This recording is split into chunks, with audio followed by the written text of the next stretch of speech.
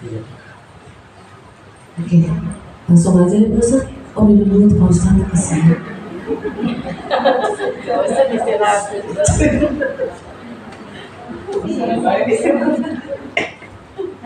Saya nunggu ini juga. Oh iya betul. Biar ini.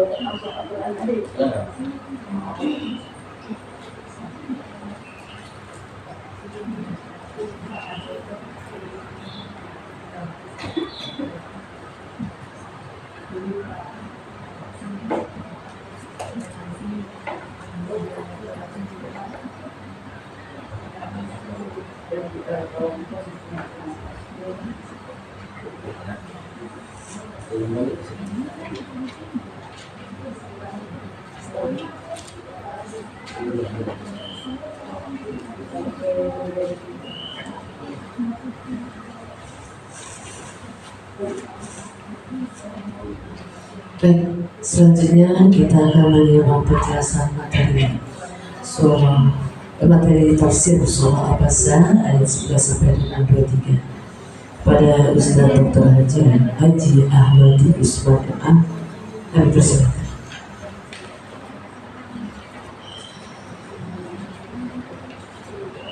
Baik, terima kasih kepada pembawa acara yang sudah memberikan saya waktu dan kesempatan untuk menyampaikan kajian pada pagi menjelang siang hari ini. Bismillahirrahmanirrahim. Assalamualaikum warahmatullahi wabarakatuh. Alhamdulillah wa syukrulillah ala ni'matillah, la hawla wa la quwwata illa billah, amma ba'du. Faqad qala Allah subhanahu wa ta'ala fil Qur'anil Karim wa huwa asdaqul qailin. A'udzu billahi minasy syaithanir rajim. Bismillahirrahmanirrahim. Kalla innaha tadhkirah faman syaa'a dzakarah fi suhufin mukarramah marfu'atin mutahharah bi aidi safarah ila akhiril ayat.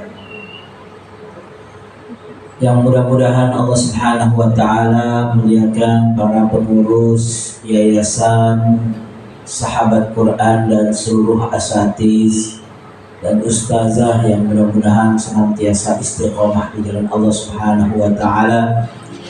Yang sama-sama kita hormati para panitia yang sama-sama kita rasakan acaranya pada hari ini, dan seluruhnya saja yang hadir di majelis ini. Semoga kita semua mendapatkan ampunan dari Allah Subhanahu wa Ta'ala, dijadikan kita sebagai hambanya yang istiqomah, dan semoga kita mendapatkan ridho dan cinta dari Allah Subhanahu wa Ta'ala. Amin ya rabbal alamin. Ibu-ibu yang dirahmati oleh Allah Subhanahu wa Ta'ala, tidak lupa juga salawat serta salam kepada Rasulullah Sallallahu Alaihi Wasallam. Beliaulah tauladan kita, beliaulah contoh bagi kita. Mudah-mudahan apa yang diajarkan oleh Rasulullah Sallallahu Alaihi Wasallam mampu kita pahami dan kita jalani, sehingga kita bisa mengikutinya dengan sebaik-baiknya, dan semoga kita semua mendapatkan syafaat dari Rasulullah Sallallahu Alaihi Wasallam. Ibu-ibu yang dirahmati oleh Allah Subhanahu Wa Taala, hari ini kita akan melanjutkan kembali pembahasan kita dalam surat Abasa, dan kita saat ini sudah memasuki ayat yang ke-11. Jadi di dalam surat Abasa ayat pertama sampai ayat ke-10, kita lihat di situ Allah Subhanahu wa taala mengajarkan kita untuk memiliki sikap dalam dakwah. Dan yang ditegur oleh Allah Subhanahu wa taala adalah Rasulnya. Karena Rasulullah SAW merasakan sempat tidak senang dengan datangnya orang buta yang tertatih-tatih ingin belajar agama di saat tamunya adalah para pembesar-pembesar Quraisy. Jadi kemudian Allah menegurnya, dan itu menjadi sebuah pelajaran bagi kita. Dalam mendidik itu tidak boleh kita mengambil orientasinya hanya kepada dunia, tapi bahwa orientasi kita adalah akhirat dan mencari ridha Allah Subhanahu wa taala. Maka dari sini sebenarnya kita harus berpikir bagaimana cara untuk membangun sistem pendidikan yang tidak mengabaikan orang-orang yang du'afa, orang-orang yang tidak memiliki harta ataupun tidak memiliki kekuatannya. Karena yang digambarkan di sini yang datang itu seseorang yang buta dan tidak mampu melakukan sebuah aktivitas yang banyak kecuali hanya sedang menuntut ilmu, yaitu Abdullah bin Ummi Maktum. Nah, kemudian di akhir daripada surat Abasa yang kita bahas kemarin itu, wa huwa yakhsha fa anta anhu talaha. Jadi Allah Subhanahu wa taala menggambarkan bahwa orang yang datang kepada nabi yang ingin belajar itu punya sifat khusyuk, takut kepada Allah. Jadi artinya seorang yang kita didik punya rasa takut kepada Allah itu jauh lebih penting dibandingkan dengan orang yang tidak punya sifat khusyuk kepada Allah. Jadi kalau kita lihat dia berbuat maksiat takut, walaupun mungkin dia tidak cerdas, dia tidak pintar, tapi kalau dia punya sikap khusyuk itu artinya dia punya potensi besar untuk menjadi seseorang yang taat kepada Allah. Ya, kalau kita nyebutnya liman khosyiya rabbah, itu orang yang memiliki sikap khusyuk. Ya, jadi digambarkan oleh Allah orang yang datang itu adalah orang-orang yang memiliki rasa takut kepada Allah. Wa huwa yakhsha fa anta anhu talahha. Sedangkan engkau terhadap orang itu malah mengabaikannya, malah menganggapnya tidak penting, malah menjadikannya nomor sekian di antara yang ada. Itu talahha, fa anta anhu talahha. Maka kalau kita perhatikan, ibu-ibu yang dirahmati oleh Allah Subhanahu wa taala, dalam kehidupan ini kita kalau mau melihat seseorang, lihatlah dari bagaimana Allah memandang orang itu. Kalau ingin melihat seseorang, lihatlah bagaimana Rasulullah memandang orang itu. Jangan sampai orang yang dimuliakan oleh Allah kemudian kita hinakan. Jangan sampai orang yang dihinakan oleh Allah kita muliakan. Para artis-artis itu orang-orang yang mungkin ketika dia ditanya tentang syariat Allah, keimanan kepada Allah tidak ada, tapi dikagumi, diagung-agungkan oleh anak-anak kita. Artis Korea, kalau dibayangkan sholat juga enggak, bahkan mohon maaf mungkin belum hitam kan? Bahkan mungkin dia secara kehidupannya jauh daripada kata kebaikan, tapi banyak yang diagung-agungkan. Tapi orang alim, orang soleh yang banyak baca Quran, yang banyak zikir, tapi banyak terlewatkan. Nah, kalau kondisinya sering seperti ini, maka bagaimana kita bisa mendatangkan panutan-panutan di dalam kehidupan? Karena orang yang harusnya dimuliakan dihinakan, orang yang dihinakan oleh Allah justru dimuliakan. Ya, ini gambaran bahwa Allah Subhanahu wa Ta'ala menginginkan setiap dari kita memiliki kepekaan dalam pendidikan dan dalam dakwah. Jadi kalau ada orang yang ingin belajar sungguh-sungguh, maka kita harus berusaha untuk mengoptimalkan kesempatan itu dengan sebaik-baiknya. Ada orang yang mempermainkan, memperolok-olok daripada ajaran Islam, maka kita harus menegaskan kepada mereka, sehingga apa yang kita sampaikan ini betul-betul sampai kepada hati mereka. Nah, sekarang kita akan lanjutkan ayat yang ke-11. Kalla innaha tadhkirah. Sekali-kali jangan begitu. Sesungguhnya ajaran Allah itu merupakan peringatan. Yang disebut ajaran Allah itu ada yang mengatakan di dalamnya adalah Al-Quran. Kalla innaha tadhkirah. Bahwa di dalam Al-Quran itu ada yang namanya Al-Mawa'iz. Di dalam Al-Quran itu kita temukan banyak sekali nasihat-nasihat, untayan-untayan kebaikan. Jadi bahwa apa yang kita ingin sampaikan di dalam Al-Quran itu sifatnya peringatan. Maka peringatan itu bisa disampaikan kepada orang kaya, bisa disampaikan kepada orang miskin, bisa disampaikan kepada orang yang apapun. Karena ini adalah nasihat-nasihat Quran yang tidak boleh dibeda-bedakan. Ya, jadi kalau kita melihat kadang-kadang nasihat itu kita beda-bedakan di dalam kehidupan. Ya, kalau orang kaya nasihatnya 30 menit, kalau orang biasa nasihatnya 20 menit, kalau orang miskin ya mungkin dikasih cuma 5 menit. Ya, kalau orangnya sangat miskin atau fakir kadang-kadang dinasihatinya cuma setengah menit. Ya, padahal itu semua tadhkirah, peringatan yang Allah datangkan. Dan setiap dari kita itu berhak untuk mendapatkan peringatan dari Allah. Karena manusia itu kan lemah, manusia itu tidak berdaya, manusia itu banyak sekali tertipu dengan fata morgana dunia. Kalau tidak diberikan peringatan, khawatirnya manusia itu lengah, dan kelengahannya bisa mencelakainya dan bisa menyebabkannya masuk nerakanya Allah Subhanahu wa Ta'ala. Maka Allah perintahkan itu peringatan, berikan kepada mereka. Nah, ada orang yang datang meminta nasihat, berikan kepada mereka nasihat. Yang tidak minta nasihat itu berikan kepada mereka nasihat. Yang lupa kepada Allah, berikan mereka nasihat. Innaha tadhkirah. Al-Quran itu mengandung unsur mau'izah atau nasihat yang itu adalah sebagai peringatan kepada manusia.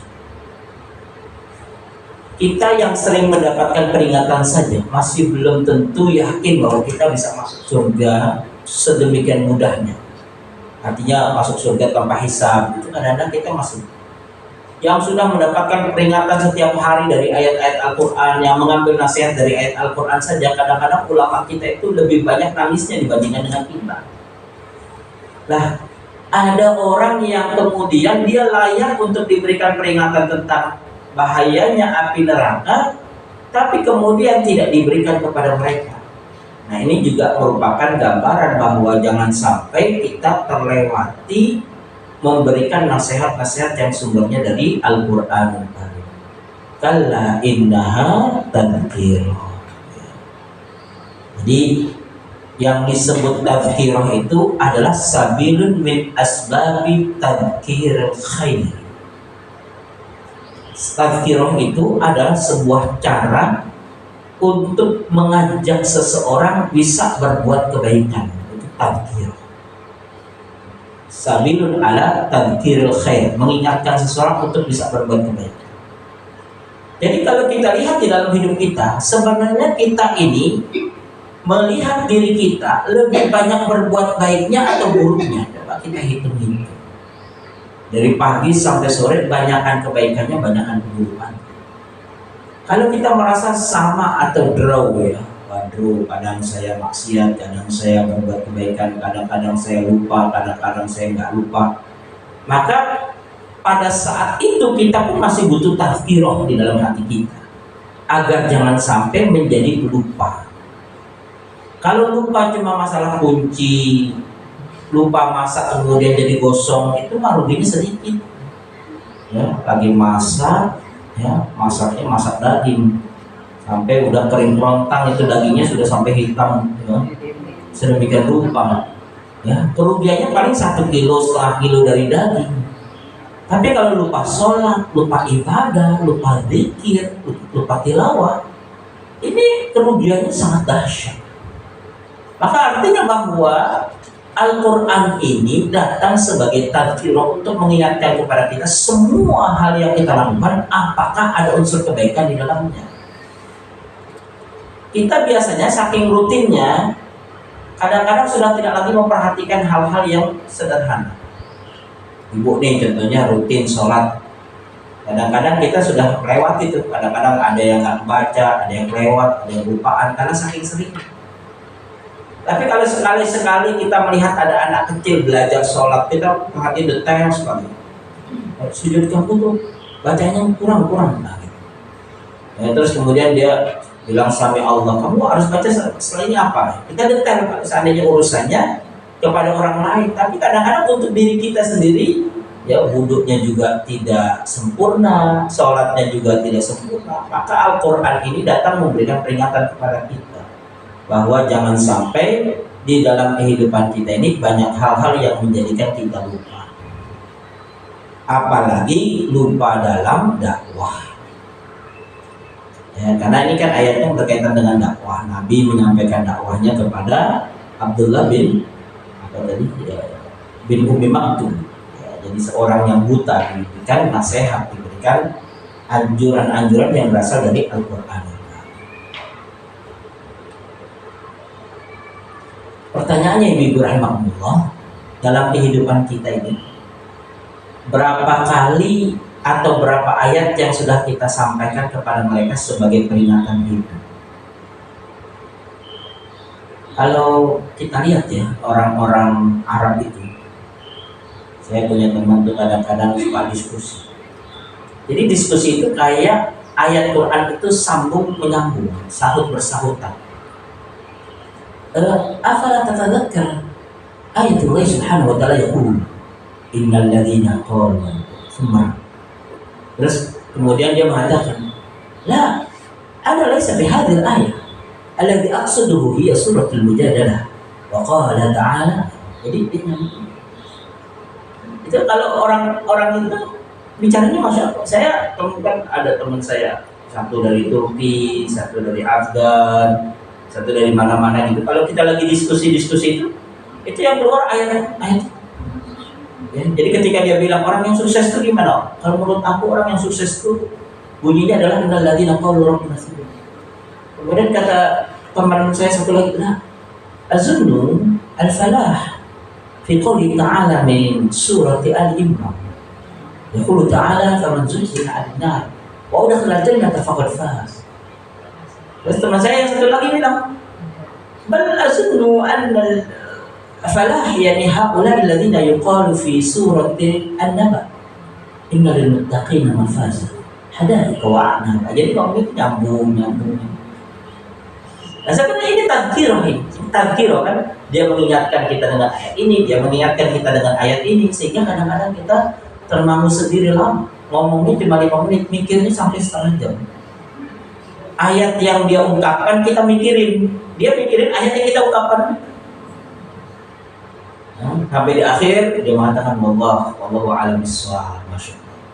Kita berpelukan kemudian kita berpisah. Kita ngobrolnya kalau di kafe-kafe itu begitu.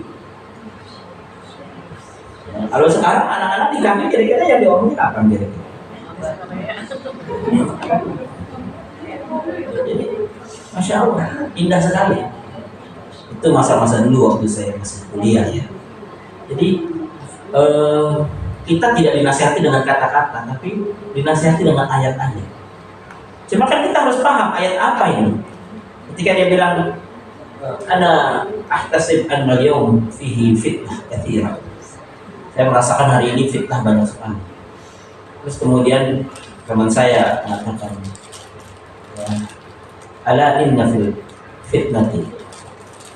Dia pakai hadis dulu, pakai hadis. Kemudian teman saya nyambung ya Al-Quran. Al fitnatu asyadu minal qatl. Dimana yakunu asyadu fi tafsir Ibn Kathir qala ada. Wa amma Razi yaqulu an hadha yaqul. Wa amma al-Imam Al-Qurtubi yaqul hadha. Fa aina nakhtar? Jadi kayak milih gitu. Jadi diskusi-diskusinya tuh enak. Nah ini namanya tadzkirah, mengingatkan satu-satu. Ya, ibu-ibu juga sebenarnya bisa. Ya, sebenarnya siapa yang pendusta agama? Pendusta agama itu sebagaimana yang disebutkan dalam Al-Quran, ara'aital ladzi yukadzibu bid-din, fadzalikal ladzi yad'u al-yatim.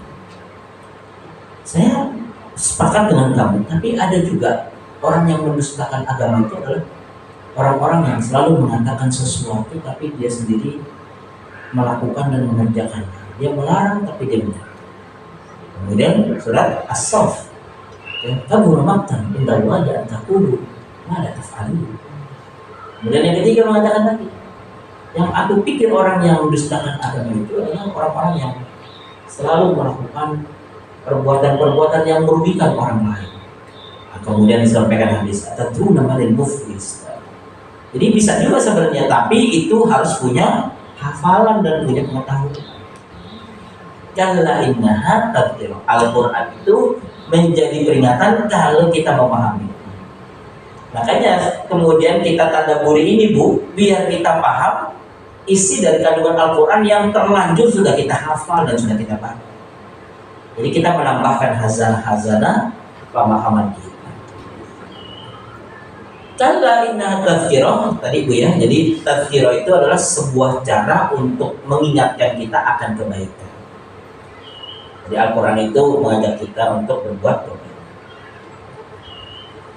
Kalau bulan Ramadan Bu, ayat yang paling banyak memperingatkan kita untuk berbuat kebaikan kira-kira apa Bu?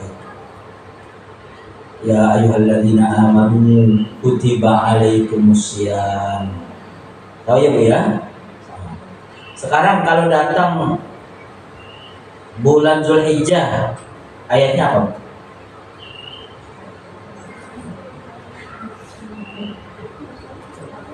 Kalau datang bulan di mana kita melaksanakan haji, ayatnya apa?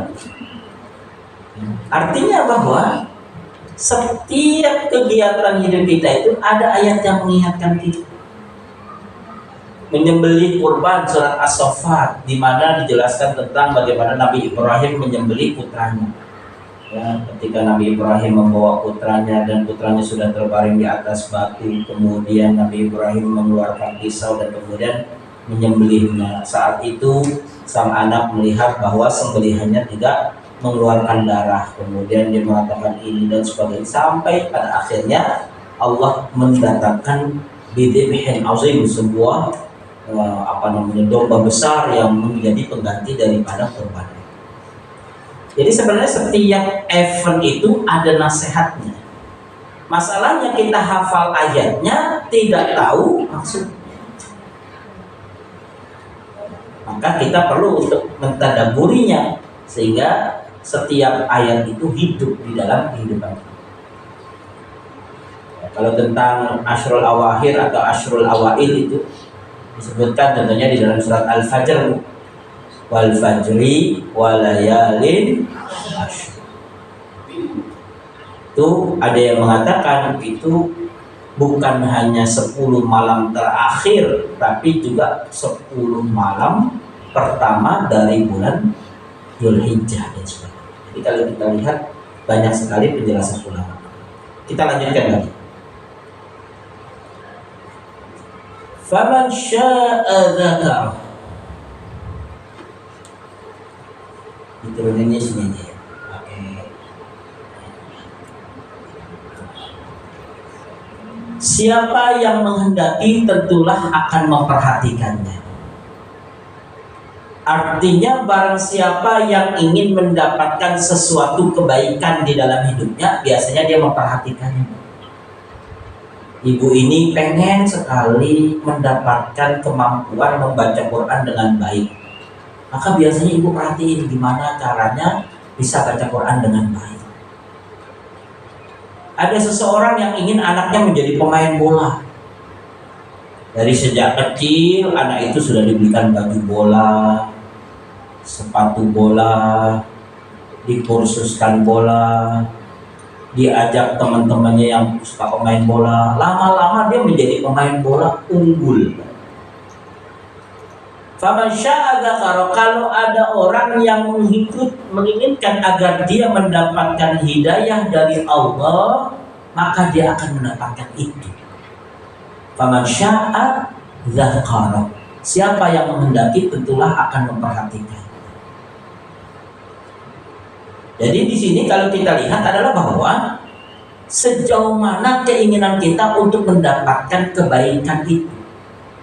Jadi ibu ketika punya semangat cinta terhadap Al-Quran, sekarang kalau saya kembalikan ke hadis yang berbunyi apa tuh bunyi hadisnya?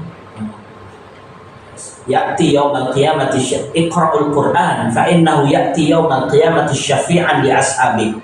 Bacalah Al-Quran karena Al-Quran itu nanti akan datang hadir memberikan syafaat kepada orang yang membacanya atau orang yang menjadi ahlinya atau sahabatnya. Sekarang menjadi pertanyaan, man sahibul Quran? Siapa sahabat Quran? Ya, kita semua sahabat Quran. Tapi kemudian menjadi pertanyaannya, kita sahabat Quran level 1, 2, 3, 4, 5. Ana sahibul Quran. Apa yang kemudian menjadikan Anda meyakin bahwa Anda sahibul Quran? Li'anni aqra'ul Quran, karena saya membaca Quran. Maka kita masuk dalam level yang pertama. Kita sahabat level 1. Tingkatan kita baru satu ikatan dengan Al-Quran, yaitu sering membaca. Kemudian level yang kedua, man sahibul Quran? Ana sahibul Quran. Ana qari'uhu wa ana fahimuhu. Saya termasuk di level sahabat Quran karena saya membaca Al-Quran dan saya memahami Al-Quran. Kemudian ditanya, man hafizul Quran? Ana sahibul Quran. Karena saya membaca, saya paham, juga saya menghafalnya. Ditanya lagi, siapa sahibul Quran? Ana sahibul Quran. Karena selain saya membaca, saya paham, saya hafal, saya juga mengamalkan Al-Quran itu. Tanya lagi level yang ada sahibul Quran yang level lebih dari itu, saya sahibul Quran. Karena saya membaca, memahaminya, menghafal, mengerjakan, dan mengajarkan kepada orang lain. Barulah kemudian kita betul-betul sahibul Quran yang akan mendapatkan syafaatannya. Jadi kalau faman syaa dzakara, barang siapa di antara kita yang menginginkan hal itu, maka itu akan dimudahkan oleh Allah untuk menujunya. Jadi tergantung kita. Ya, saya ingin menjadi orang yang biasa-biasa saja. Nanti dalam hidupnya Allah jadikan dia orang biasa-biasa saja. Tapi kalau saya ingin menjadi seorang ibu dari seorang profesor, berarti anak-anak kita jadi profesor. Kita targetkan, kita ajarkan mereka. Akhirnya lambat laun mereka menjadi S2, S3 sampai profesor. Maka itu artinya ada kehendak Allah yang Allah izinkan dari keinginan kita. Nah, kalau ada orang yang ingin mendapatkan nasihat dari kita, maka berikan. Kalau ada orang yang menginginkan agar hidupnya menjadi pintar, maka ajarkan. Faman syaa dzakara. Ya, maka kalau ada orang yang ingin mengambil sesuatu darimu, maka berikan kepada mereka peringatan itu, ilmu itu. Ya, jadi jangan sampai pelit ilmu. Ya, di dalam hadis Nabi dikatakan man su'ila an ilmi fakatamahu uljima yaumal qiyamati bilijami min nar. Barang siapa yang ditanya tentang sebuah ilmu dan kemudian dia berusaha menyembunyikannya, maka nanti di hari kiamat dia akan dipecut dengan pecutan dari api neraka. Ya, jadi ini hadis Nabi kan Nabi terinspirasi dari kejadian yang menjadi teguran bagi Nabi. Maka Nabi mengatakan jangan pelit-pelit terhadap ilmu. Ya, Nabi sebenarnya nggak pelit terhadap ilmu dalam peringatan ini. Cuma Nabi saat itu berhadapan dengan tamu-tamu yang mulia. Tiba-tiba datang orang yang buta meminta waktu untuk belajar saat itu juga kepada Nabi. Maka pada saat itu Nabi ya dalam hal ini merasa ini ya sesuatu yang bisa menghadang daripada kesempatannya untuk berdakwah kepada orang-orang kaya. Tapi Allah langsung menegurnya dari ayat ke ayat sampai ayat ini. Faman syaa'a dzakar, barang siapa yang menghendaki sesuatu maka berikan kepadanya peringatan. Kalau yang datang orang kaya kepada kita tidak pernah mau mendapatkan nasihat dari kita, tiba-tiba datang 2 orang kepada kita minta nasihat, kita berikan karena dia minta, maka kita harus memberikan. Ini gambaran kepada kita bahwa di dalam kehidupan kita ini jangan sampai kita ini tidak memperhatikan apa yang sedang terjadi, dan itu sebenarnya kesempatan amal jariah kita. Tapi kadang-kadang kita lewati. Ada orang datang kepada kita meminta ilmu, kita sedang sibuk nonton, kita bilang mohon maaf, saya lagi nonton, nanti kalau kamu mau belajar nanti sore aja atau besok-besok saja. Kesempatan yang Allah berikan kepada kita itu bisa menjadi amal jariah, kita sudah tidak perhatiin lagi. Kita lebih fokus kepada keinginan kita. Nah, ini artinya bahwa kita tidak menjadi orang-orang yang bisa menyelesaikan tugas-tugas kita, karena ketika ada orang yang membutuhkan nasihat kita, kita tidak memperhatikan mereka. Ada nggak kira-kira anak kita, Bu, tiba-tiba dia datang, kita lagi nyetrika, Bu, kata guru saya kalau kondisinya seperti ini harusnya bagaimana? Kamu nggak lihat ibu lagi nyetrika ya? Baca buku sana kan gitu kan? Padahal kalau dipikir-pikir kita punya ilmunya dan kita tahu. Kalau kamu mau tahu, ayo duduk di sini sebentar ya. Ibu jawabnya, Umi jawabnya sambil nyetrika. Jadi yang kamu sampaikan itu sesungguhnya hal yang memang tidak boleh. Al-Quran itu menyampaikan dalam surat ini bunyinya begini. Coba kamu baca-baca itu ayatnya. Jadi artinya berikan kesempatan dia untuk mendapatkan perhatian dari apa yang dia inginkan.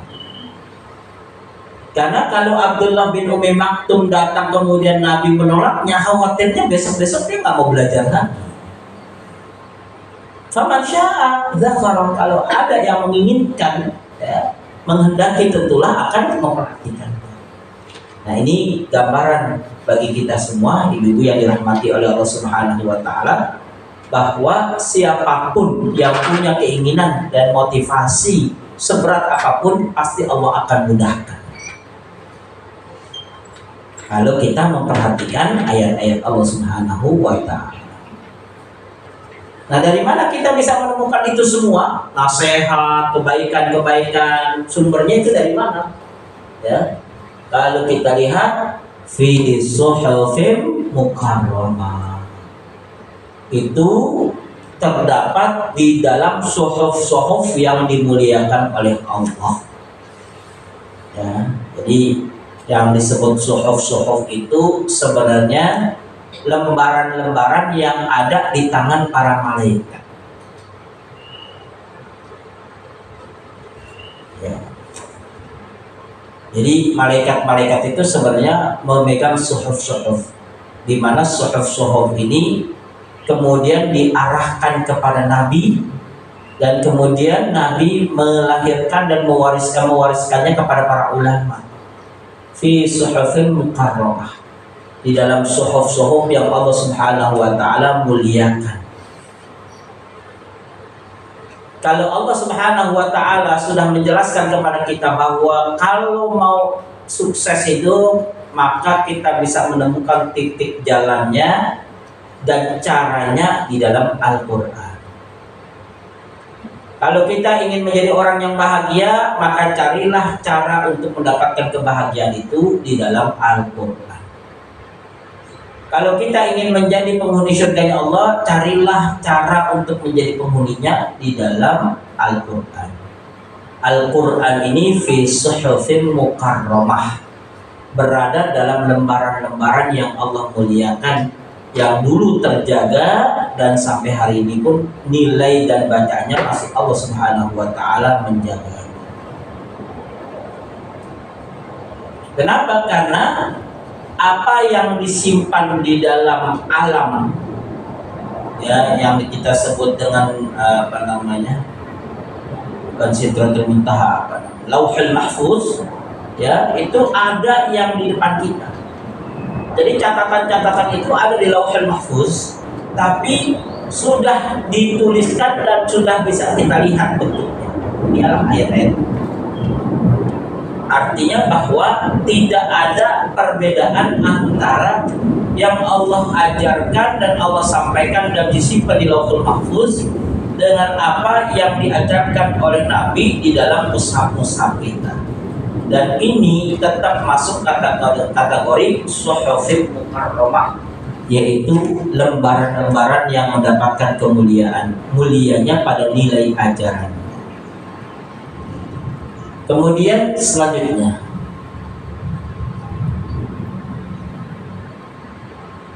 marfu'atin mutahharah. Yang disebut marfu'ah, yang ditinggikan kedudukannya, lagi disucikan. Bu, kalau bahasa tinggi itu konotasinya kemana? Yang ditinggikan kedudukannya, lagi disucikan.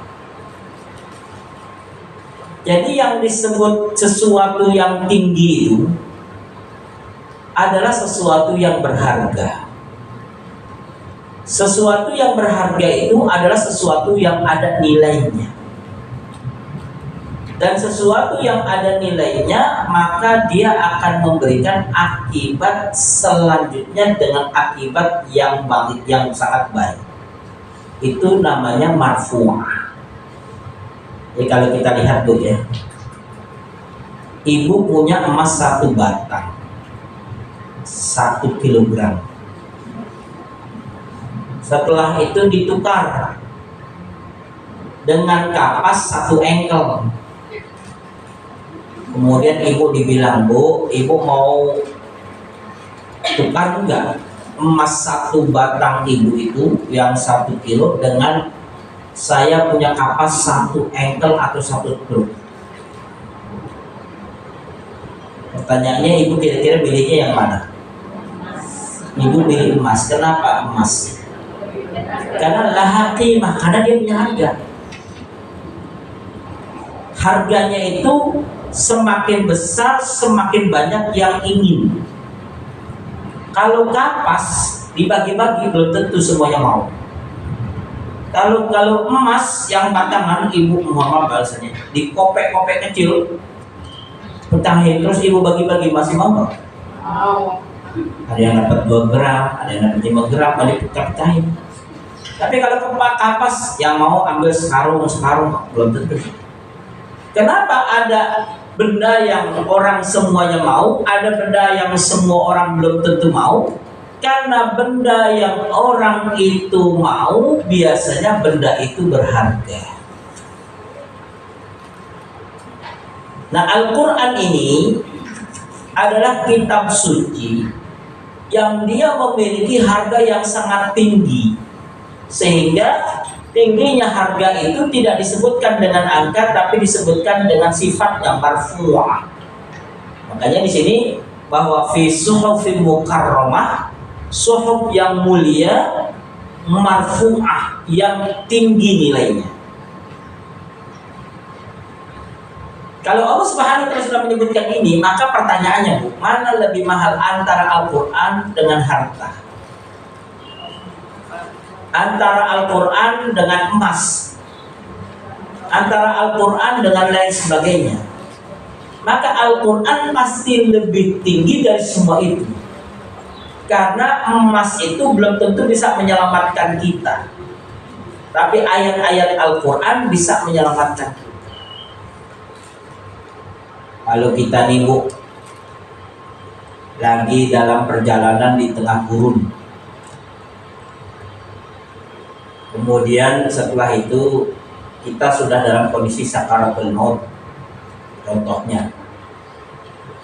Kemudian ada orang yang menawarkan, Anda mau kami berikan makanan yang enak atau mau kami bacakan Al-Quran? Ini kalau kita lagi sakaratul maut, kira-kira kita milihnya yang mana? Makanan yang enak Bu ya. Sebelum meninggal kita makan enak dulu gitu. Ya. Kita itu kadang-kadang merindukan ayat-ayat Al-Quran. Maka sebelum kita meninggal dunia, kita berharap sekali ada orang yang membacakan kepada kita Al-Quran, sehingga hati kita tenang, jiwa kita tenang, kita bisa mengucapkan kalimat La ilaha illallah pun dengan tenang. Kenapa? Karena saat itu frekuensinya sangat dekat dengan Allah. Karena apa? Karena ayat-ayat Allah sedang dibacakan. Tapi kalau mau meninggal terus tiba-tiba ibu bilang, oh, kayaknya saya udah mau sakaratul maut, terus panggil Sun Horeng. Ya, kemudian meninggal lagi dengar Sun Horeng. Kira-kira meninggal apa gitu ya? Nah, ini menggambarkan kepada kita bahwa sesungguhnya Al-Quran itu tinggi sekali nilainya, sehingga dia melebihi daripada harga apapun di muka bumi.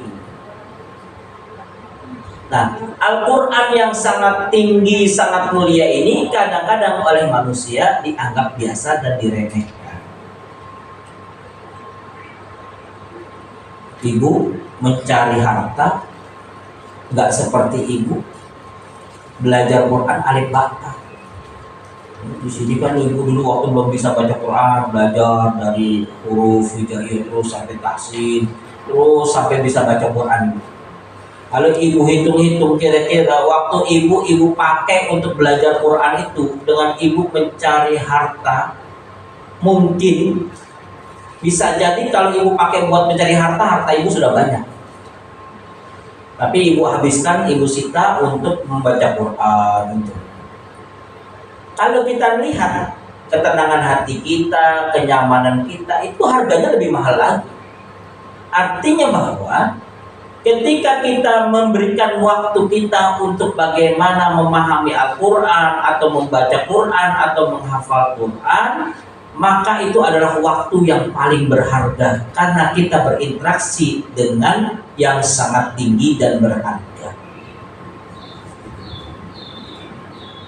Ada anak kecil, mainannya mobil-mobilan.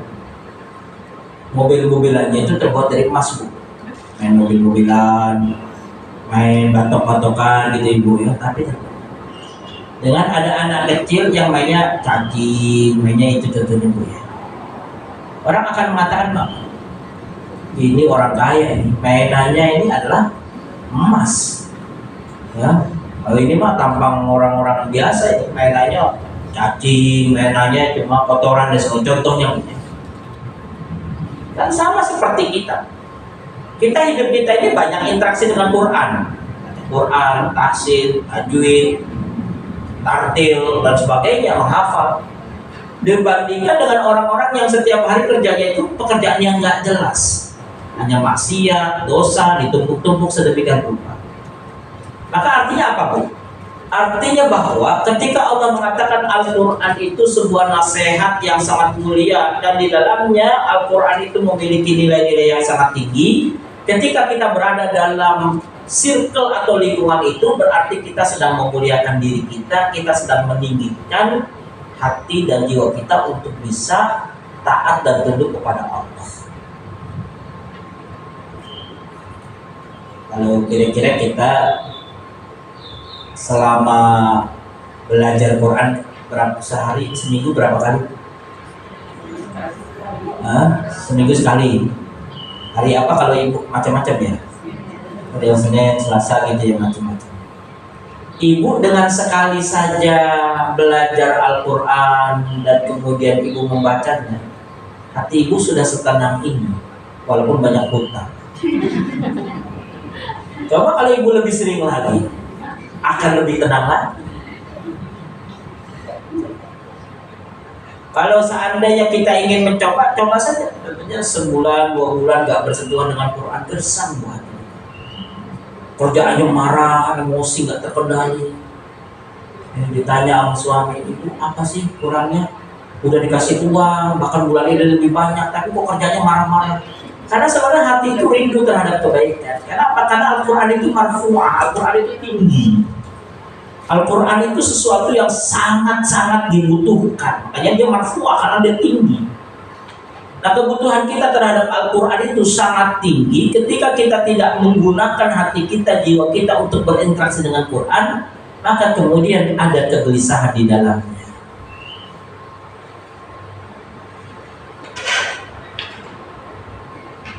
Itu salah satu gambaran bahwa Allah memberikan penyipatan terhadap Al-Quran atau suhuf itu dengan berbagai macam penyipatan. Yang pertama apa, Bu? Mukarramah. Mukarramah itu artinya apa, Bu? Dimuliakan. Yang kedua, marfu'ah. Artinya apa, Bu? Ditinggikan. Yang ketiga, mutahharah.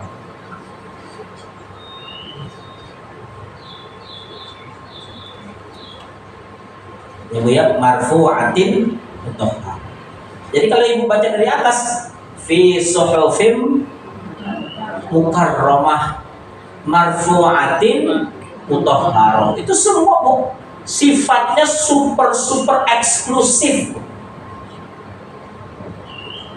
Kalau saya bahasakan, Ibu mau nggak saya kasih ya sedikit lah harta saya, emas 24 karat, kemudian kualitasnya terbaik, kemudian harganya termahal. Itu kan tawaran. Nah, tawaran-tawaran yang mungkin saya sampaikan itu menarik. Allah mengatakan bahwa Al-Quran ini mukarramah, marfu'ah, mutahharah. Nah, sekarang kita bahas tadi mukarramah sudah ya. Kemudian yang kedua, mukarramah itu yang dimuliakan. Artinya orang berinteraksi dengan Quran akan Allah muliakan. Yang kedua, orang yang berinteraksi dengan Al-Quran, Al-Qurannya Allah tinggikan, dan orang yang bersama dengan mereka Allah tinggikan derajatnya. Yang terakhir, mutahharah. Apa yang disebut mutahharah itu adalah laisa fiha syai'um minad danasi awil khabathi la fil ma'na wa la fil jinsi. Yang disebut mutahharah itu adalah sesuatu yang tidak ada kotoran dan noda sedikit pun, baik secara makna maupun secara fisik. Emang ada ustadz yang namanya bersih secara fisik tapi buruk secara maknanya. Jadi contohnya nih Bu ya, ada seorang pejabat baru saja dapat uang di bawah meja. Uang di bawah meja gimana bentuknya? Pokoknya uangnya di bawah koper lagi. Dia buka, Bu, cuma 200 juta. Kan teman saya kalau anggota dewan bilang begitu, Ustaz saya buka di lagi saya ada duit, 200 juta. Itu berapa lama? Setiap hari, Mas. Setiap hari. Kaget juga saya. Ada 3 hari sekali. Pokoknya dia bosan lah, bosan. Ya. Di mejanya itu ada tadi. Kadang-kadang dia takut ada dosa. Dipanggil karyawannya. Ini kenapa di meja saya ada amplop nih? Ini berapa isinya nih? Kalau kalian mau pakai. Kalau nggak mau pakai, taruh di sini aja. Ada anak buahnya ngambil. Ada yang ngambil 20 juta, 10 juta. Terserah. Pokoknya tanggung jawab di akhirat masing-masing. Ada yang model gitu. Ada juga yang dikumpulin tanggal 25 September dapat amplop ini jam 3 sore. Terus tanggal 26 dapat amplop ini jam 9. Itu ditumpukin sampai sedemikian. Pas dia dituduh korupsi, dia keluarin. Nih, duitnya masih ada semua tuh tanggal-tanggalnya. Ada yang modelnya gitu. Artinya ketika kemudian uang itu diambil, dia datang ke toko roti yang paling hebat. Dia bilang, saya pengen sekali dibuatkan roti untuk ulang tahun anak saya yang harganya 20 juta. Ini macam-macam tuh, ada kejunya, ada macam-macam. Buah-buahnya ada tulisannya selamat ulang tahun. Dia diantarkan ke anaknya. Itu kira-kira makanan itu bersih atau kotor? Kalau secara fisik dia bersih, karena higienis. Oh, 20 juta kuitan, ya pasti barang-barang itu yang berkualitas semua. Ya, kitnya, apanya semua itu pasti berkualitas. Tapi secara maknawi duit itu berasal dari hal yang haram, maka itu artinya ada kotoran di dalamnya. Jadi kalau kita lihat Al-Quran itu, dia tidak mengandung unsur hal-hal yang kotor ataupun yang lain sebagainya secara makna ataupun secara zahir. Tidak ada laisa fiha syai'un minad danasi wal khabath. Tidak ada sedikit pun di dalam Al-Quran itu sebuah ajaran yang dia bisa menjadikan seseorang itu ternoda dosa dan maksiat. Sekarang mohon maaf, cari di acara televisi, TV, yang menurut ibu tuh nggak ada dosanya sama sekali. Acara arisan bu, arisan tahu nggak arisan? Kalau nggak salah Suriah. Ya. Itu ada dosanya nggak kira-kira itu acara? Ada. Dosanya di mana? Macam-macam. Kalau kita lihat beritanya mungkin dibacakannya oleh orang rapi, tapi isinya itu ada fitnah, ada caci maki, ada dosa. Jadi kita lihat di dunia ini banyak sekali dosa-dosa yang berseliweran. Kalau kemudian kita bilang, aduh saya suntuk dengan kehidupan dunia yang sudah penuh dengan tipu daya, bohong, fitnah dan sebagainya. Saya pengen cari tempat yang paling tenang, paling damai, paling murni, yang paling nyaman. Di mana tempatnya? Fi suhufin. Di sini tempatnya, di dalam Al-Quran. Makanya kalau ibu mau mendapatkan sebuah ketenangan, kedamaian, bacalah Al-Quran. Karena di dalamnya Allah katakan fi suhufin mukarramatin marfu'atin mutahharatin. Sudah 3 paket bu. Mukarramah mulia, marfu'ah begitu tingginya, dan mutahharah begitu suci.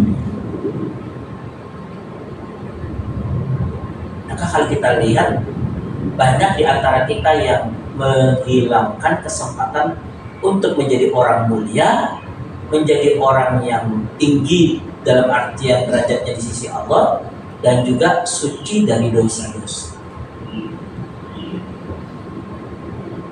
Maka beruntunglah ibu-ibu yang masih berinteraksi dengan Al-Quran, apapun bentuknya, membacakah, menghafalkah, memahaminya kah, yang penting interaksi kepada Al-Quran. Apalagi yang sudah level mengajarkannya. Ya, ilmu yang kita dapatkan di sini kita ajarkan ke anak-anak kita. Ya, ilmu Al-Quran. Ya, cara membacanya, saya baru tahu cara membacanya itu begini. Bacanya itu imalah, caranya gini. Sampai di rumah semua muridnya disuruh buka ayat tentang imalah, suruh baca satu-satu. Itu karena ilmu yang kita dapatkan, kita pelajari dan kemudian kita ajarkan. Itu nilainya memuliakan dan mengangkat derajat kita di sisi Allah. Jadi jangan sampai hal itu dikotori dengan berbagai macam hal-hal yang buruk. Lanjut lagi.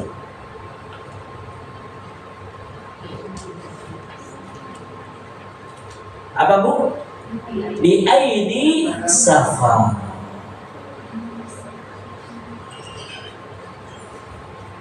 yaitu suhuf-suhuf yang berada di tangan para utusan. Ibu pernah nggak jadi utusan seorang ulama? Di Indonesia ada ulama, di Indonesia siapa ya yang terkenal sekali? Anggaplah Ustadz yang muda lah, ibu diutus oleh Ustadz Adi Hidayat.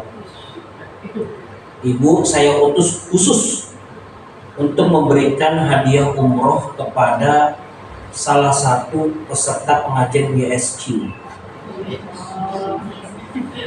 Ya, belum sampai ke sini ibu udah ngumumin, saya ini utusan Adi Hidayat. Merasa dirinya utus. Artinya kalau utusan presiden, utusan menteri, utusan pejabat, utusan ulama, itu sesuatu yang membanggakan. Nah kalau kemudian orang ini diutus oleh Allah, maka dia menjadi nabi. Ya, Nabi Muhammad, nabi-nabi itu diutus oleh Allah. Nah, orang-orang ataupun makhluk-makhluk yang dipilih oleh Allah untuk menjadi utusannya, maka harus menjadi makhluk-makhluk pilihan yang terbaik yang ada. Karena Nabi Muhammad diutus menjadi rasul, menjadi nabi, karena beliau adalah khairul anam, manusia yang sangat baik budi pekertinya. Nah, setiap dari ayat-ayat Al-Quran yang ingin Allah berikan kepada Nabi Muhammad itu kemudian dipegang atau di tangan oleh para utusan-utusan, yaitu para malaikat-malaikat Allah yang sudah Allah pilih. Ini untuk menjelaskan apa? Dalam proses untuk menjadikan Al-Quran sampai kepada kita hari ini, prosesnya adalah proses yang sangat sungguh-sungguh, karena Allah menurunkannya kepada Nabi yang paling mulia dan malaikat yang paling agung, yaitu malaikat Jibril alaihissalam.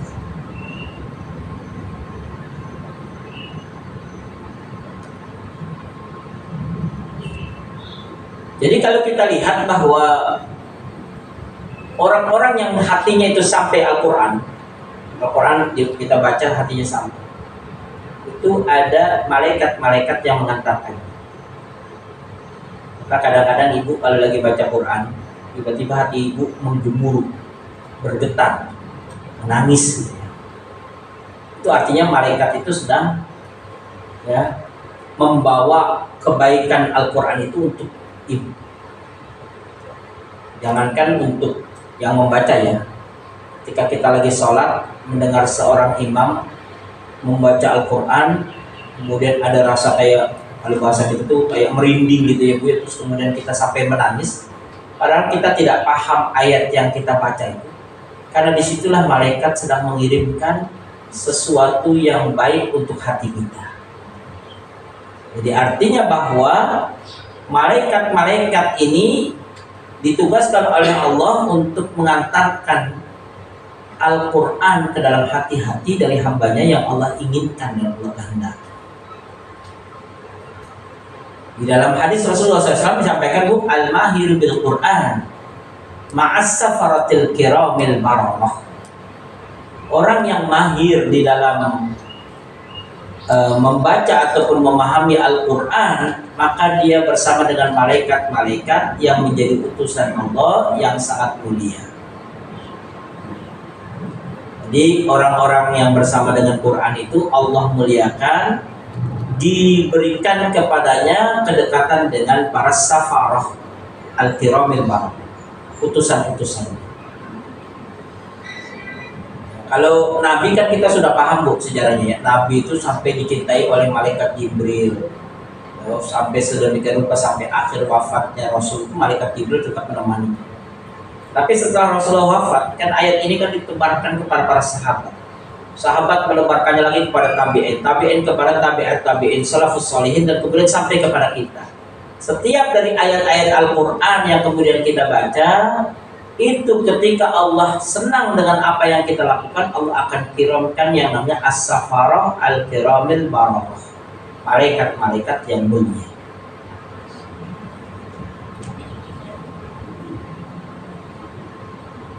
Cuma masalahnya satu, karena ibu nggak ngerasa. Kalau ibu ngerasa ada malaikat juga kadang-kadang mikir takut juga jangan. Tapi gara-gara sering ada di dalam sinetron, yang di sini gambarnya setan, yang di sini gambarnya malaikat, Kalau saya mau bersahabat dengan malaikat saja. Jadi malaikat walaupun sedekat apapun dengan ibu-ibu sekalian, malaikat itu membawa kebaikan. Makanya malaikat itu harus selalu membersamai kita. Sehingga ketika kita harus berpisah dengan malaikat, kita pun harus mengucapkan doa. Malaikat itu kan nggak senang tempat-tempat kotor, tempat-tempat yang banyak lukisan-lukisannya, tempat-tempat yang ada binatang-binatang kotor seperti anjing dan sebagainya, itu tidak senang malaikat. Maka selama kita menyediakan tempat di mana itu tidak menjadikan malaikat tidak senang, memungkinkan malaikat itu selalu membersamai kita. Tapi ada satu tempat di mana malaikat mungkin tidak mau membersamai kita. Contohnya ketika kita pergi ke WC. Karena ketika kita terlepas dengan malaikat karena dia tidak mau mengikuti kita, kemudian kita baca Allahumma inni a'udzubika minal khubuthi wal khaba'is. Kita minta perlindungan dari Allah jangan sampai ada syaitan-syaitan yang buruk. Kenapa? Selama ada malaikat, syaitan itu tidak berani mendekati kita. Ibu ini ahlul Quran contohnya, maka ibu selalu bersama dengan para malaikat. Ibu harusnya kesandung, nggak jadi kesandung. Bawa motor harusnya ibu jatuh, nggak jatuh. Karena malaikat selalu membersamai ibu. Ya, kalau kita rasanya nggak gitu. Siapa dulu kalau nggak saya yang hebat bawa motornya mah udah jatuh gitu. Padahal malaikat yang mungkin membersamai kita. Jadi banyak sekali keajaiban-keajaiban dalam kehidupan kita. Contohnya ibu ya sedang ngajar ngaji, sudah gerimis, sudah sedemikian rupa, tapi ibu tetap baca Quran. Ketika ibu sampai ke rumah, ya belum hujan. Pas ibu angkat jemuran, guru, ya sedemikian rupa. Karena Allah Maha tahu tentang segala sesuatu. Tapi yang jelas orang-orang yang bersama dengan Al-Quran, dia akan bersama dengan malaikat-malaikat yang membersamainya.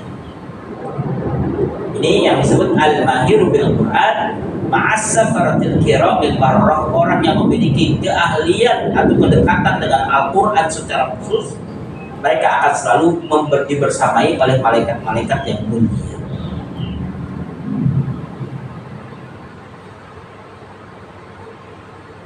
Makanya kemudian Allah Subhanahu wa taala menginginkan agar mereka itu, artinya orang-orang yang dekat dengan Allah ini terjaga. Bukan pernah saya ceritakan Bu ya tentang Abu Bakar As-Siddiq. Sudah lama ya, mungkin lupa kali. Atau sudah ingat tapi untuk saat ini dilupakan dulu ya.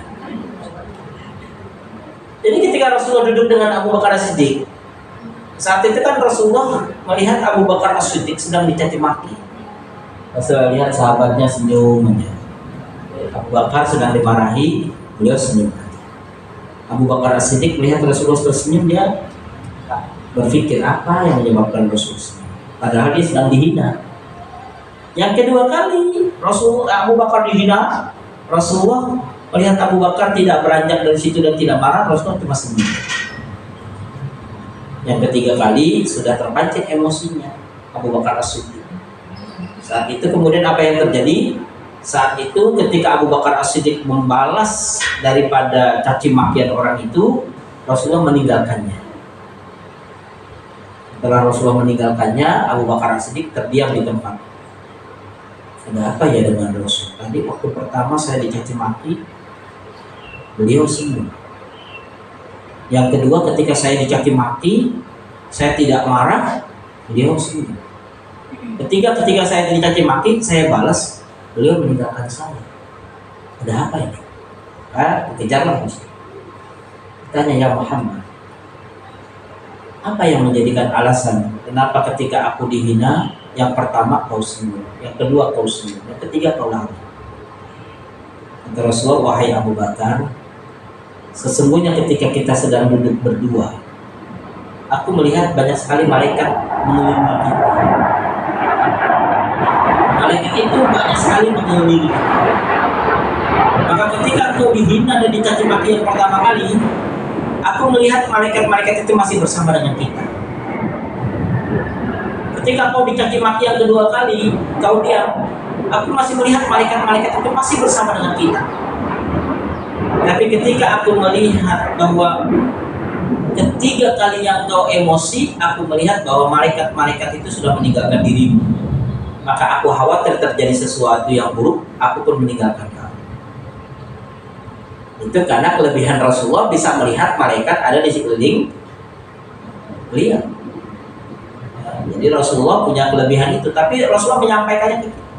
Artinya bahwa setiap dari kita punya kedekatan dengan Al-Quran, maka para safarah al-kiramil barrah, malaikat-malaikat utusan Allah ini akan membersamainya. Makanya dalam hal ini, kalau kita lihat orang-orang yang menghafal Quran, hidupnya relatif lebih tenang. Kecuali kalau dia bermaksiat, maka dia akan ditinggalkan oleh malaikat-malaikat tersebut. Kemudian yang selanjutnya,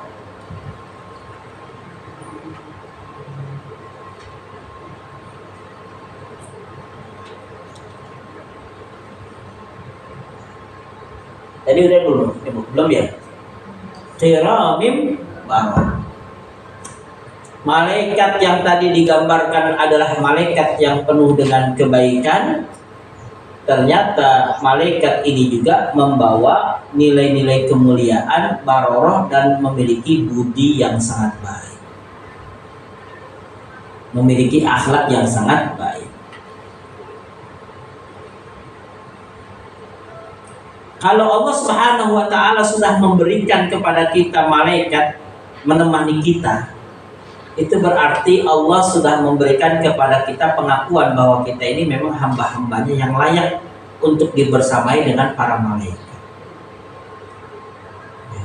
Ini di luar konteks yang ibu pahami ya, para malaikat raqib atid yang nanya-nanya kanan kiri dan sebagainya. Kalau itu malaikat kiroman katibin, malaikat yang nulis amalan kita. Kalau yang kita bahas ini kiramim barrah, malaikat-malaikat yang memiliki perilaku yang sangat baik atau budinya sangat mulia. Makanya kenapa kemudian orang-orang yang alim, orang yang soleh ketika dibersamai dengan malaikat, dia seakan-akan memiliki sesuatu yang sangat menenangkan. Jadi kalau ibu-ibu ketemu ustazah besar ya, kemudian ibu ngobrol, itu kayaknya ada ketenangan di rumah, karena di situ ada malaikat-malaikat yang membersamai. Jadi ada ustazah yang nggak mau di-syuting, itu Halimah Al-Idrus.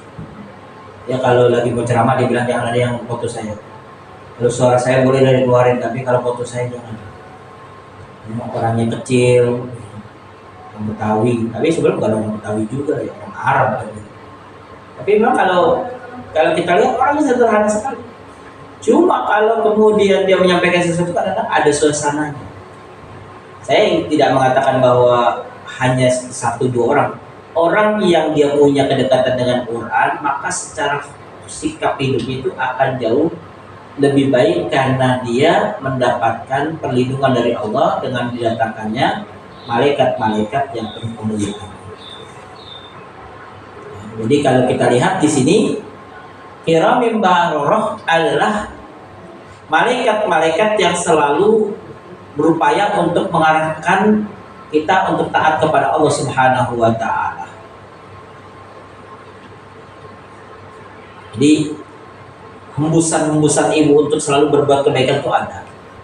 Kalau kita mungkin bahasa kita gini, kamu kan hafal Quran, janganlah maksiat. Kan ada hembusan-hembusan yang seakan-akan mengerin kalau kita mau maksiat. Saya kan ya, termasuk ahlul Quran, kenapa harus membuat ini? Diajak ini saya tidak bisa, saya tidak mau. Kenapa? Karena hembusan atau sejenis motivasi yang dibangun oleh malaikat di dalam kehidupan kita ini besar. Tapi kalau hidup kita sudah tidak disertai dengan kebaikan dan tidak ada malaikat yang mengelilingi kita dalam artian dari sebab Al-Quran yang kita baca, khawatir hidup kita itu lebih banyak bisikan-bisikan buruknya. Kalau kita dulu mungkin masih Rajin itu dulu gampang ya. Bangun itu tinggal ngomong aja, ya Allah saya pengen bangun jam 2:15, bangun jam 2:15. Ya Allah malam ini nanti saya pengen sholat tahajud, ya Allah dibangunin oleh Allah. Ya Allah saya pengen banget besok menghatamkan Quran, hatam Quran cepat. Ya Allah saya pengen banget hafal Quran cepat, hafal Quran cepat. Tapi setelah kemudian semua itu kita tinggalkan, mulai kemudian kita bernostalgia. Dulu saya kalau seandainya mau sholat tahajud tinggal ngomong aja, dibangunin sama malaikat. Cerita kita gitu ke orang. Kalau sekarang bablas saya, ya Allah saya pengen sholat tahajud nanti jam 3, bangunnya jam 5-an. Karena mungkin kita sudah menjauhkan diri kita dari semua kebaikan-kebaikan. Sirkel-sirkel kebaikan yang Allah sudah berikan kepada kita dari sebab Al-Quran yang kita baca itu sudah mulai hilang. Maka akhirnya kemudian sholat subuhnya kesiangan, ya, sikap kita berubah, emosional kita tidak terkendali, pikiran kita jadi buruk. Itu disebabkan karena kita tidak lagi berada dalam circle fi suhufil mukarramah marfu'ah, ya, mutahharah dan sebagainya. Ini menjadi perhatian bagi kita ibu-ibu rahimahumullah. Kalau kita di dalam kehidupan ini jauh dari Al-Quran, maka kita sulit untuk menjadi orang yang mulia. Maka kalau kita ingin dimuliakan oleh Allah, dekat-dekatlah dengan Al-Quranul Karim. Karena apa? Dalam Al-Quran ada malaikat-malaikat yang mengabarkan kebaikan-kebaikan. Kemudian yang selanjutnya, Qutilal insanu ma akfar. Celakalah manusia, alangkah kufurnya dia. Ibu-ibu kalau kita lihat kalimatnya akfar. Akfar itu artinya menutup atau artinya tidak mau membuka hati untuk kebaikan. Karena akfar. Makanya dipanggilnya kutilal insan. Kutila itu kan artinya dibunuh. Al-insan itu manusia. Mungkin kalau ada orang mengatakan binasalah manusia, matilah manusia, kalau dia masih tetap kufur kepada Allah. Artinya apa, Bu? Fasilitas ibu untuk bisa masuk ke dalam surganya Allah itu ada 1000 cara. Dan fasilitas ibu untuk bisa masuk neraka itu ada 10 cara. Tapi ternyata 1000 cara itu tidak menjadikan manusia ini masuk ke dalam surga. Ini kan kelebihan, kebangetan. Dan kesempatan orang itu untuk menuju neraka sebenarnya kecil, tapi kok dia bisa masuk, itu namanya juga kelebihan, kebangetan. Kok bisa ada orang yang sudah diturunkan kepadanya Al-Quran, Al-Qurannya mulia, dibawa oleh malaikat mulia, dikawal untuk manusia-manusia mulia, tapi kok hidupnya masih tetap kufur kepada Allah dan maksiat. Alangkah herannya gitu ya. Gitu. Karena di sini kalimatnya kalimat ta'ajjub. Ya. Jadi ini Allah seakan-akan memberikan ilustrasi, Allah heran sama manusia. Kok bisa sih dia hidupnya itu kufur kepada Allah? Padahal semua perangkat itu sudah menjadikan dia seharusnya makhluk yang sukses. Anak Bu, kita pengen dia kita jadi anak sukses. Sekolah udah disekolahin yang mahal-mahal. Teman-temannya anak-anak orang kaya pejabat. Nilainya 9, semua. Kemudian prestasinya sudah piala berjejer. Semuanya itu sudah oke. Tiba-tiba dia masuk penjara karena narkoba. Maka yang jadi pertanyaannya, heran saya, apa yang bisa menyebabkan itu? Prestasinya hebat, nilainya tinggi, relasinya orang-orang hebat, semua itu sudah diberikan, kok masih ada saja kecolongan dari sikapnya. Allah mengatakan, Qutilal insanu ma akfar. Celakalah manusia, alangkah kufurnya dia. Artinya manusia itu kalau sudah Allah berikan semua perangkat dan kemudian dia masih tetap kufur, itu disebut manusia apa ya? Kecuali kalau tidak diutus Nabi, tidak ada ayat Al-Quran, tidak ada ulama. Mungkin ketika dia kufur kepada Allah Subhanahu wa Ta'ala akan berbeda. Ini semua perangkat untuk mengenal Islam itu ada. Kenapa kemudian tidak bisa didapatkan? Dengan bahasa lain, kalau di Al-Quran itu semua kebutuhan hidup kita itu ada, kenapa masih mencari selain Al-Quran? Kalau dalam Al-Quran itu semua kata kebahagiaan itu ada, kenapa masih mencari kesengsaraan? Kalau dalam Al-Quran itu semua fasilitas ketenangan hati itu ada, kenapa mencari ketenangan dengan maksiat? Ini kan artinya manusia begitu kufur kepada Allah Subhanahu wa Ta'ala. Ada nggak Bu yang sampai hari ini masih kufur kepada Allah? Padahal di rumahnya ada nggak Al-Quran kadang-kadang?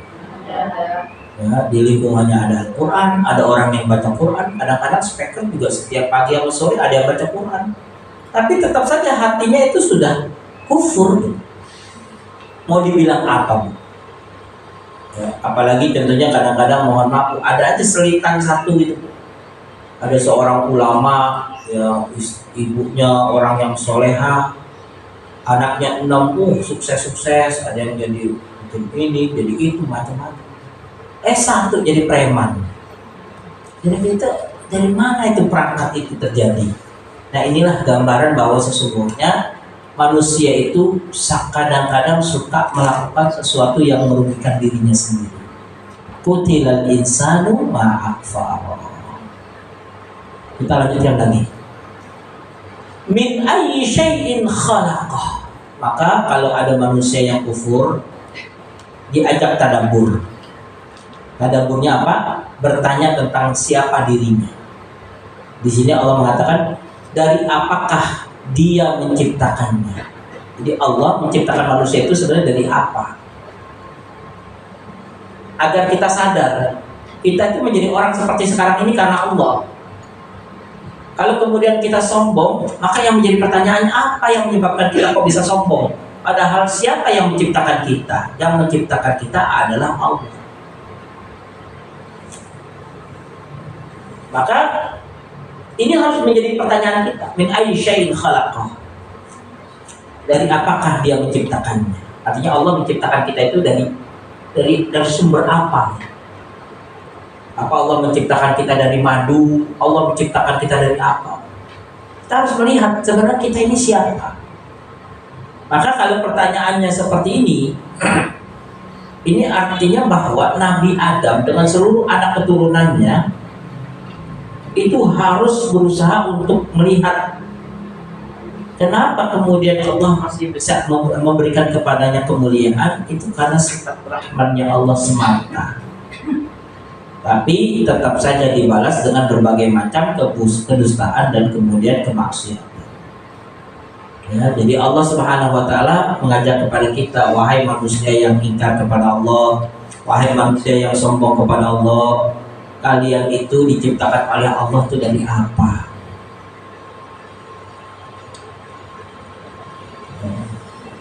Kita kadang-kadang di dalam kehidupan kita ini ada rasa sombong, padahal tidak ada alasan yang menjadi kita harus sombong. Kalau kita lihat orang-orang Eropa ya, dia merasa dirinya lebih hebat daripada orang-orang Asia.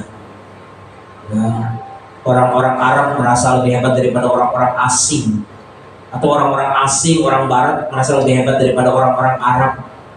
Pertanyaannya, alasan apa yang menjadikan kok seakan-akan kita lebih mulia dari mereka? Padahal di dalam Al-Quran Allah mengatakan bahwa inna akramakum indallahi atqakum.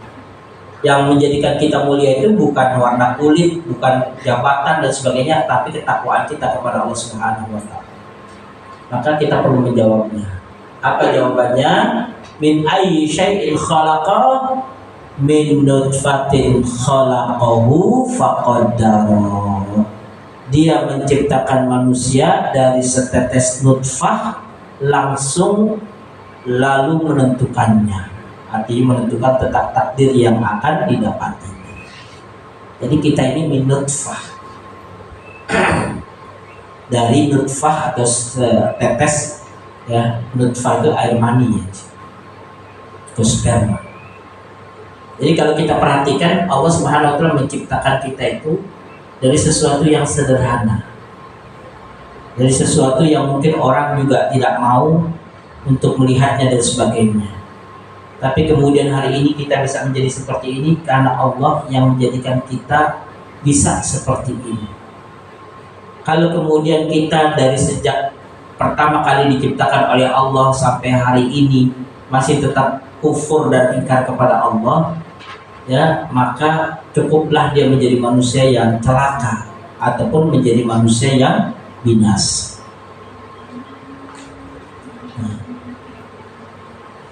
Perlu untuk kita pahami bahwa Allah Subhanahu wa Ta'ala menciptakan manusia dengan berbagai macam bentuk dan warna. Dan Allah menciptakan makhluk juga banyak. Kalau kita lihat, jin terbuat dari api, manusia terbuat dari tanah, dan kemudian malaikat terbuat dari cahaya. Kalau kita lihat kondisi seperti ini, semua itu adalah hasil karya Allah, dan Allah sudah mengajarkan kepada kita untuk menyelamatkan diri bersama dengan Al-Quran, bersama dengan utusannya para nabi dan para malaikat. Tapi ternyata ada manusia-manusia yang dalam hidupnya dia tidak lagi menghubungkan dirinya kepada Allah karena dia merasa dirinya sangat hebat. Maka Allah ingatkan, kamu itu dulu pertama kali sebelum menjadi apa-apa min nutfatin, hanya sebatas sperma yang tidak memiliki kekuatan apa-apa. Faqaddar, kemudian Allah yang menakdirkan, Allah yang menentukan dia hidup atau tidak hidup. Kenapa? Karena mohon maaf, dalam satu nutfah itu kan ada miliaran sel-sel ataupun ada miliaran yang ingin menjadi anak. Jadi dia ngebut lari gitu ya sampai masuk ke indung telur ya, dan kemudian setelah itu dia berkembang biak. Itu dari miliaran itu hanya satu atau dua, kalau dua berarti kembar. Artinya bahwa faqaddar, Allah yang menentukan di antara miliaran itu, ternyata titik itu yang kemudian menjadikan kamu manusia. Dan itu adalah karena ketentuan Allah. Kalau Allah tidak menentukannya, maka tidak akan pernah terjadi. Kalau kehidupan kita sampai sesimpel, sekecil itu Allah yang menentukannya, lalu apa alasan kita sombong kepada Allah Subhanahu wa Ta'ala dan mengingkari apa yang Allah ajarkan kepada kita? Jadi sampaikan kepada orang-orang kafir, apa alasan mereka tidak menyembah Allah? Ya, maka mereka tidak punya jawaban kecuali mereka dibutakan hati. Kemudian summas sabila yassar. Kemudian setelah mereka diberikan oleh Allah kesempatan untuk hidup, lahir ke muka bumi ini, kemudian setelah itu Allah Subhanahu wa Ta'ala berikan kemudahan kepada kita dalam setiap langkah kita. Kita bisa jalan, kita bisa belajar, kita bisa makan, kita bisa bekerja. Semuanya itu dari Allah Subhanahu wa Ta'ala. Maka yang menjadi pertanyaan bagi kita adalah ketika Allah Subhanahu wa Ta'ala memudahkan kita keluar dari rahim ibu kita, maka yang menjadi pertanyaannya, apa syukur kita atas bisa lahirnya kita di atas muka bumi ini? Ya, jadi seorang anak itu kenapa dia harus bersyukur kepada Allah dan berbakti kepada kedua orang tua? Karena yang menjadikan dia bisa keluar ke muka bumi ini adalah karena izin Allah. Dan dia bisa berada di muka bumi ini karena perjuangan orang tua. Maka di dalam Al-Quran Allah mengatakan, wa qadha rabbuka alla ta'budu illa iyyahu wa bil walidaini ihsan. Ya, nah ini adalah gambaran bahwa sesungguhnya Allah Subhanahu wa Ta'ala telah memudahkan seluruh urusan kehidupan kita. Kenapa Allah menyampaikan ini? Tsummas sabila yassara. Karena banyak orang yang dimudahkan urusannya oleh Allah, Tapi semakin mudah urusannya yang diberikan oleh Allah, semakin dia ingkar kepada Allah. Babu ya, orang-orang kaya itu, orang-orang kafir kadang-kadang uangnya lebih banyak. Dia dagang, dia apa, uangnya lebih banyak. Tapi semakin dia mudah mendapatkan fasilitas dari Allah, semakin dia ingkar kepada Allah. Kalau kita kadang-kadang sudah dagangnya juga susah, ya modalnya juga kecil, kemudian juga sudah berkeringat, sudah berjuang seharian, dapat uang sedikit, hanya untuk makan contohnya. Tetap saja kita ibadah kepada Allah, tetap saja kita yakin bahwa Allah adalah Tuhan kita, tetap saja kita berinteraksi dengan Al-Quran. Padahal untuk mendapatkannya itu banyak kesulitan, tapi tetap saja bahwa kemudahan dari apa yang kita laksanakan itu karena izin Allah. Jadi kalau kita lihat orang-orang kafir itu, seakan-akan dia mendapatkan harta itu begitu mudahnya, tapi dia ingkar kepada Allah. Itulah ayat yang cocok untuk dia, yang disebut kutilal insanu ma'akfar. Maka ketika kita melihat betapa Allah memudahkan banyak dari urusan-urusan kita, tidak ada alasan kita untuk kufur kepada Allah Subhanahu wa ta'ala. Kemudian yang selanjutnya, summa amatahu fa'akbarah. Bu, di situ saya sampai ayat berapa, Bu? 20 ayat 3 ya. Summa amatahu fa'akbarah. Kemudian Allah Subhanahu wa ta'ala mengatakan dia mematikannya lalu menguburkannya. Jadi kita itu meninggal dunia, kemudian kita itu dikuburkan. Hakikatnya yang telah menentukan kuburan kita itu adalah Allah Subhanahu wa ta'ala. Bu, pernah dengar nggak? Ada tokoh sekuler yang ketika dia mati, bumi tidak mau menerimanya. Di mana, Bu? Di Turki ya, Bu ya.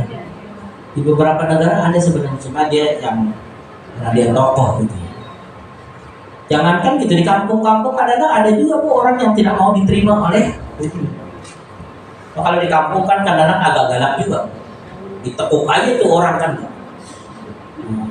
Jadi saking bingungnya ditekuk. Kadang-kadang ada juga yang saking kagetnya dibakar aja. Habis pemakaman yang biasanya hanya butuh 1 jam sampai 5 jam, 6 jam sampai semuanya stres, akhirnya kemudian ada yang ditekuk-tekuk badannya. Ya, dimasukin ke tanah, kurang 20 cm. Digali ke sana 10, digali ke sini 10, dimasukkan lagi kurang, digali lagi kurang, ditekuk aja tadi. Artinya bahwa kemudahan-kemudahan seseorang itu untuk dikuburkan itu dengan izin Allah. Jadi yang mematikan kita Allah, yang menjadikan kita masuk ke dalam kuburannya juga Allah. Pertanyaannya dari hulu ke hilir, kan tadi kita bicara tentang Sumayasarah, dimudahkan keluar dari rahim ibu kita. Ini finishnya. Summa amatahu faqar, sampai Allah mematikan kita dan menguburkan kita. Apa semua yang Allah sampaikan itu dari sejak kita lahir, diutus kepada kita nabinya, diturunkan kepada kita ayat kitab-kitab sucinya, kemudian dikawal dengan para malaikatnya. Setelah itu kita meninggal dunia, kemudian kita dikuburkan. Itu semuanya adalah sumbernya dari Allah. Apa alasan kita kufur kepada Allah? Ya, nah ini adalah salah satu alat introspeksi kita, bahwa kalau Allah Subhanahu wa ta'ala sudah mematikan kita, maka kematian kita itu adalah kematian yang nikmat kalau kita meninggal dalam kondisi beriman kepada Allah. Tapi untuk bisa menjadi seorang manusia yang meninggal nikmat dan kemudian dia bisa melaksanakan merasakan bagaimana husnul khotimah itu, tidak mungkin kecuali dia harus melakukan semua hal tadi. Dia ikuti ajaran Rasulnya, dia ikuti firman-firman Allah, dia ikuti bagaimana akhlak-akhlak yang baik, maka pada akhirnya Allah Subhanahu wa ta'ala akan menjadikan kematiannya kematian yang baik. Tapi kalau dia kemudian mengingkarinya, dia tetap akan Allah matikan dan Allah akan menguburkannya. Dan pada saat itulah kemudian banyak di antara manusia tidak lagi bisa membela dirinya karena dia sudah diberikan kesempatan untuk berbuat kebaikan sebagaimana yang diajarkan di dalam Al-Quran. Kemudian yang selanjutnya, summa idza syaa ansyarah. Summa idza syaa ansyarah. Kemudian jika menghendaki, dia membangkitkannya kembali. Allah kalau ingin memberikan kepada manusia pelajaran dan pelajaran itu harus diterima, maka bagi Allah mudahlah untuk membangkitkan mereka lagi. Coba dari kita perlu untuk bertanya, apa yang kita bawa ketika nanti Allah membangkitkan kita. Jadi kita perlu bertanya kepada diri kita masing-masing. Kira-kira yang sudah kita siapkan bekal kalau Allah membangkitkan kita lagi itu apa? Berkaitan dengan Al-Quran, apa yang kita bawa? Berkaitan dengan Nabi, apa yang kita bawa? Kalau kita membawa rasa cinta kepada Nabi, kita selalu bersolawat kepada Nabi, kita beriktibar terhadap ajaran Nabi, itulah yang kita bawa. Kalau kita mencintai Allah, kita mencintai kalam Allah, firman-firman Allah, kita berusaha untuk mentadaburinya, mengisi waktu bersamanya, kemudian menikmati hidup dengan indahnya ajarannya, maka itulah yang kita bawa. Nah, kalau semua ini ternyata masih kosong, lalu apa yang akan kita bawa ketika Allah membangkitkan kita kembali? Jadi kita mulai ngitung-ngitung. Ya, karena kalau urusan dunia udah selesai. Kita kalau udah meninggal cuma pakai kain kafan. Ibu punya cincin sehebat apapun, cincinnya dilepas. Ibu punya punya gigi dari emas, dilepas, nggak boleh dibawa. Jadi apapun di dunia ini yang kita miliki secara fisik itu sudah pasti tidak mungkin kita bawa. Sisanya apa yang kita bawa dalam hati dan jiwa kita, dari yang kita interaksikan dengan Al-Quran, dari apa yang kita interaksikan dengan Nabi, dari apa yang kita interaksikan terhadap ayat-ayat dan hadis-hadis Rasulullah SAW. Itu yang kemudian menjadi pertanyaan kita. Maka kalau kita lihat di dalam kehidupan ini, Allah memastikan bahwa Allah akan menghisap setiap dari kita dan Allah tidak akan melewati sedikit pun. Itu tsumma idza syaa ansyarah. Kemudian jika menghendaki, dia membangkitkannya kembali. Untuk apa dibangkitkan? Untuk mempertanggungjawabkan apa yang sudah kita lakukan. Kemudian yang terakhir dari surat Abasa ayat 23 ini, kalla lamma yaqdi ma amarah. Sekali-kali jangan begitu, dia manusia itu belum melaksanakan apa yang Allah perintahkan kepadanya. Artinya janganlah kalian menjadi orang yang kufur kepada Allah sehingga dia tidak bisa melaksanakan apa yang diperintahkan oleh Allah. Nah, inilah bentuk dari perhatian Allah Subhanahu wa Ta'ala kepada kita yang selama ini sudah makan, minum dari udara Allah, kita makan dari Allah, kita minum dari Allah, kita menghidup udara dari Allah, kita melihat bagaimana indahnya langit ciptaan Allah, kita menginjak bumi fasilitas yang Allah berikan. Semua ini kalau kemudian kita gunakan sedangkan kita tidak menaati Allah Subhanahu wa Ta'ala, maka itu adalah sebuah kerugian yang sangat besar. Kalla lamma yaqdi ma amara. Sekali-kali jangan begitu, dia manusia itu belum melaksanakan apa yang Allah perintahkan kepadanya.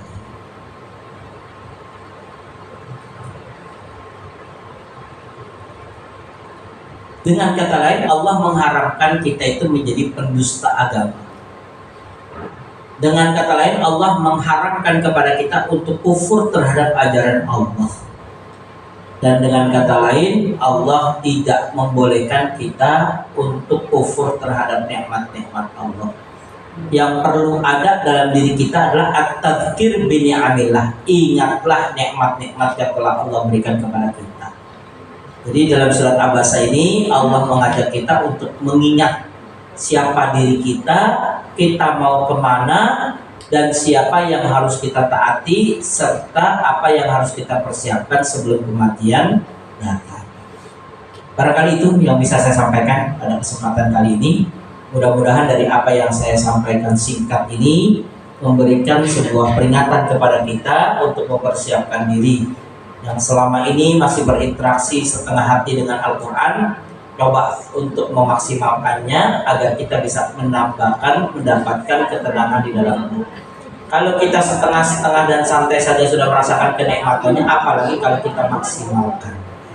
Demikian, selanjutnya saya kembalikan kepada pembawa acara. Alhamdulillahirrahmanirrahim. Jazakallahu khairan Ustaz atas ilmu dan pemaparan yang telah diberikan. Insyaallah pasti sangat bermanfaat, dan semoga kita juga dapat mengambil hikmah dan pelajaran dari